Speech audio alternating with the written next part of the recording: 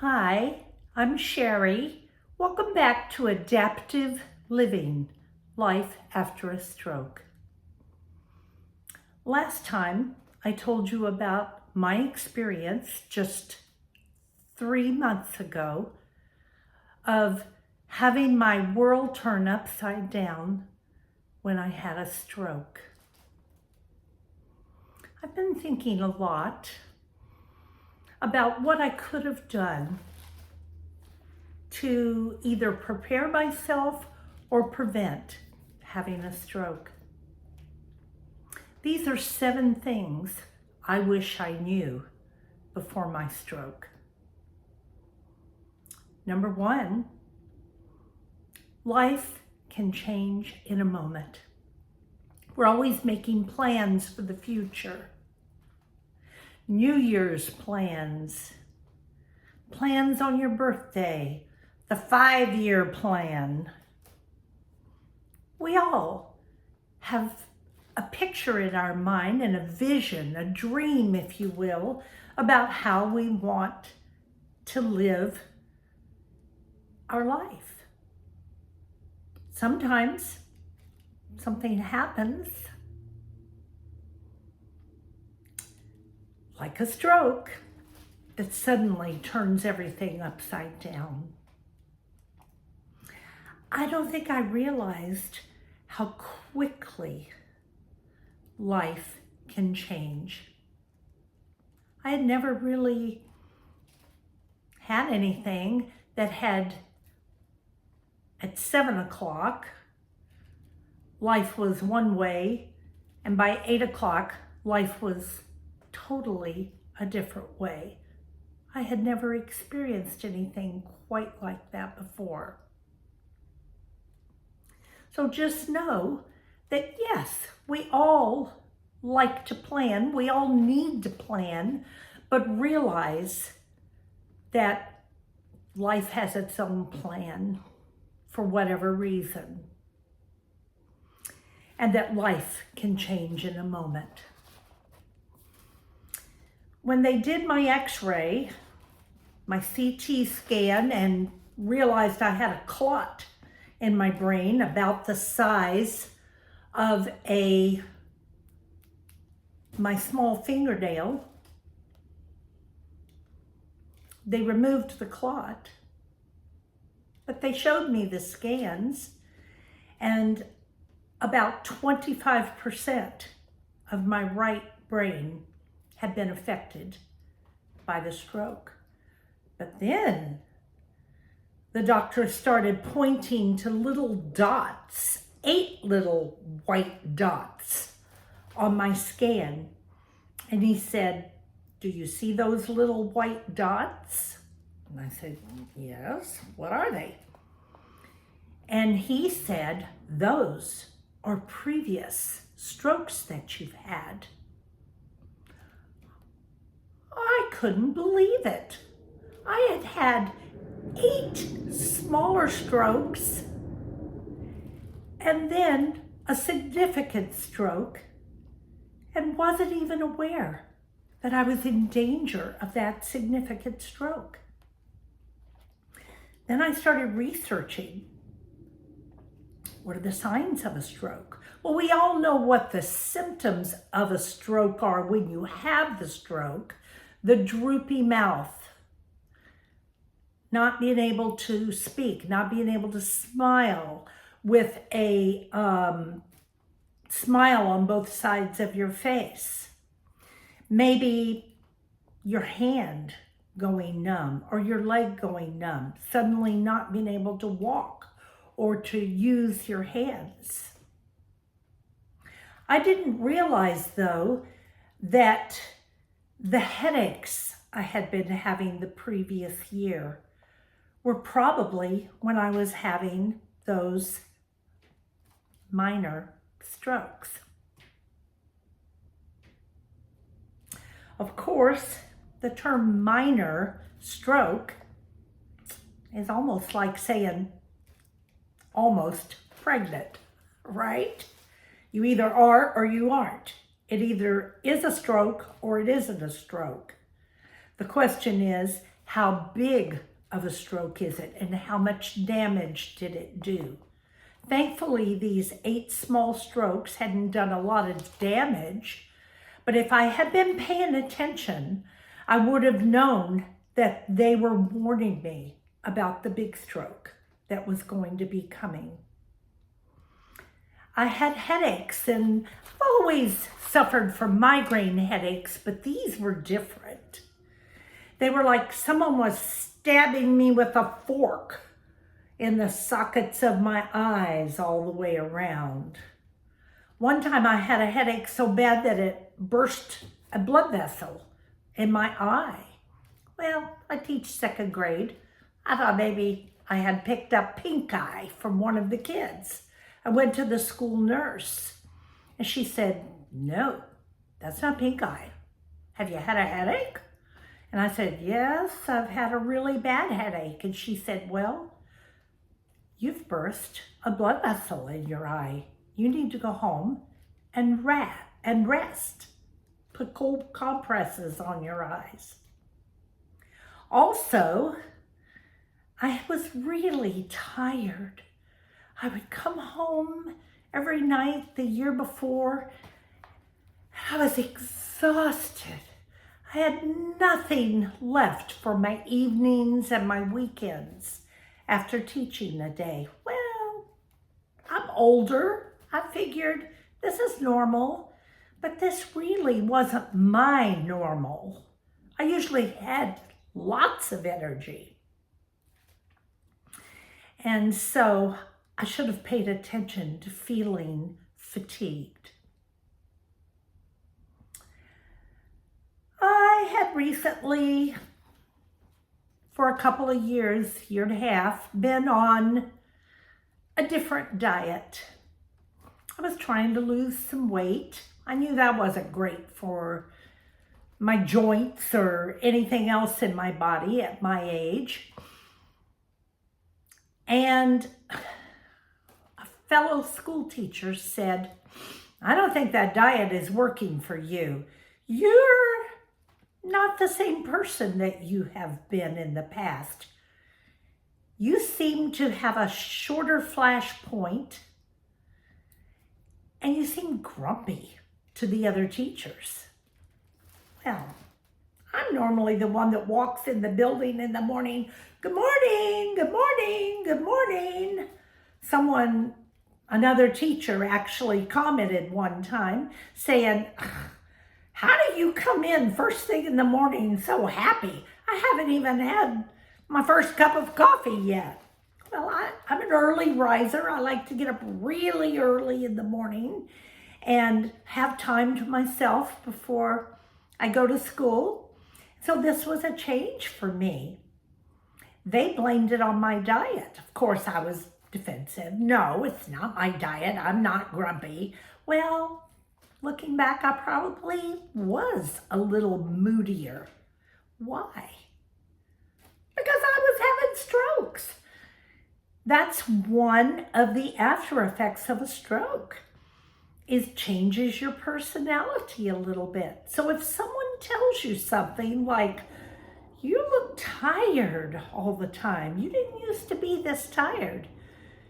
Your personality is changing. What's going on in your life?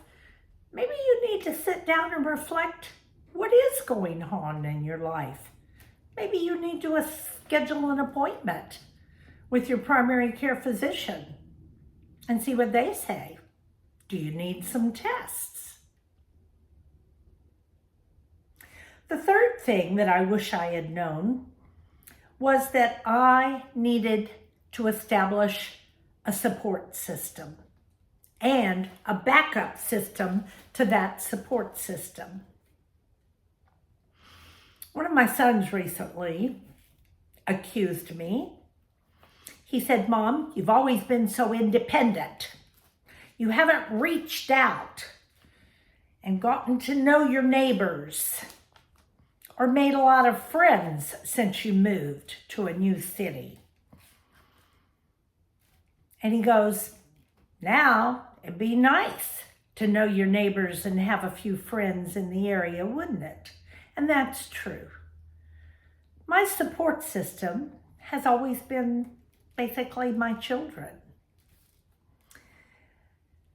But I have a couple of close friends, but I'm here to tell you, when you're taking withdrawals from your relationships and you're not able to make any deposits into those relationships, you can use up your bank of support. And it's not that anybody's deserting you. It's just that everybody has a life. Especially your adult children that have families and careers and homes to take care of. They can't just drop everything. I do want to say my children have been wonderful. Each one of them has taken a week to 2 weeks off from work and come and helped me out during this time. But eventually they have to get back to their own lives. My small group of friends, they all work full time. They're still working. And so they have jobs and they have families and homes to take care of. So not only do you have to have a plan A and a plan B, but you might need a plan C. What are you going to do if you need someone? Do you know who you would call? What resources you would look out to? Have you befriended people in your neighborhood? Have you befriended people in your church or in some club that you go to? Who are you going to lean on when you need them? Do you know how to have food delivered to your doorstep? Well, you may have figured that out during the pandemic that we all lived through. But if you haven't, figure it out now. Figure out how to have food delivered to your home. Is it going to be Instacart? Is it going to be a store delivery? Is it going to be Uber Eats? How are you going to get your food? Did you know that for an extra $9.95 a month, you can order off of Amazon Fresh and have your food delivered to you? I didn't. Now I do. How are you going to get from one place to the other? Because you're not going to be driving right after you have a stroke. In my state, you can't drive for 6 months. Do you have the Uber app or the Lyft app downloaded to your phone? How are you going to get to all these therapy sessions? How are you going to get to your doctor's appointments? How are you going to go pick up your prescriptions? Figure it out now before it becomes a desperate need. Number 4, regularly check your medical records. Are the notes from last year's physical correct? I realized that there were a couple of errors in my medical records. So the emergency room doctors are going off of what they pull up from your MyChart. Go in there every now and then and check and make sure they have the correct medications listed, the correct allergies listed, the correct past procedures listed. It said on my chart that I had refused anticoagulants. That wasn't true. When I had open heart surgery over a decade ago, they found out I was allergic to a lot of the anticoagulants. It was listed in there what I was allergic to, but they didn't have listed in there the ones that did work for me. And it made it look like I had refused anticoagulants when really I was allergic to about 4 of them. So just go in and make sure that your chart has the correct medical information. Number 5, purchase long-term disability insurance. I had never purchased long-term disability insurance. I have a little bit of life insurance. I have taken care of the final expenses that one day I will need, but I didn't have any disability insurance. Think about it. Luckily, my school carries short-term disability insurance for all of its employees. Now, I've purchased long-term disability insurance, but it would have been a lot cheaper if I had done it a long time ago. Whatever it cost, $15, $25 a month or whatever, you may need it one day and you'll be glad when you have it. Number 6, update your living will. I hadn't updated my living will in over a decade. My daughter had gotten married.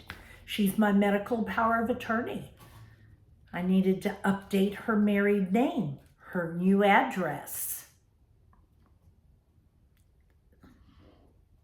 Who's your emergency contact? Do they still have the same phone number? Do they still have the same address? Are they still willing to be, or have their job taken them across the country? Are they still willing to be the emergency contact? These are all things that, well, you don't have to do them every week, but maybe once a year you should go into those records and make sure everything is updated. Do you still have a DNR? Do you want a DNR? Are you an organ donor? If so, which organs are you willing to donate? These are all things that you need to decide before the time comes that you need to decide them. Appoint a power of attorney. A fiduciary power of attorney that can take care of all of your business, your finances, your insurances, your credit cards, your checking account. That may be an attorney. That may be one of your children. If you're married, it may be your spouse. However, if your spouse is also getting older, do you have a secondary? Could it be one of your children or an attorney? You also need a medical power of attorney if you want someone separate from your business power of attorney.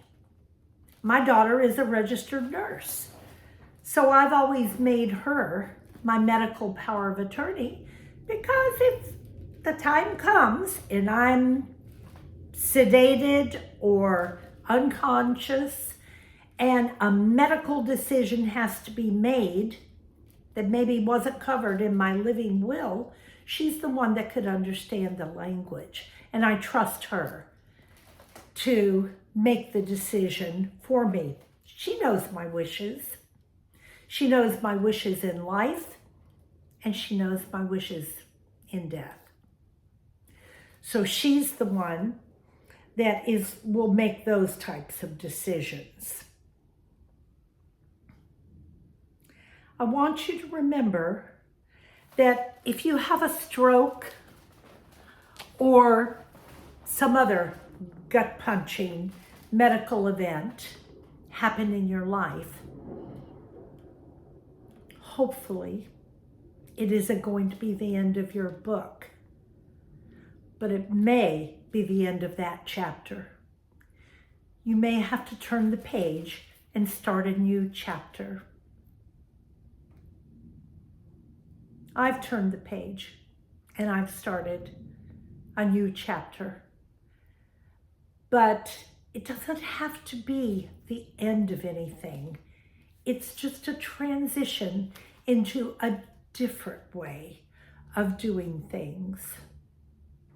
I hope that you'll take time to subscribe so that you can catch these videos every Monday, Wednesday, and Friday. I hope that we can create a community of people that are either going through similar circumstances or preparing to go through a circumstance. We all have things. We all have forks in the road, turns in the road that we have to take. We have to yield to the road that we were on and negotiate our new path forward. But we can do it. We're resilient. If you have even any gray in your hair, you've probably come to a few crossroads in your life and you've survived them. And you will survive this too.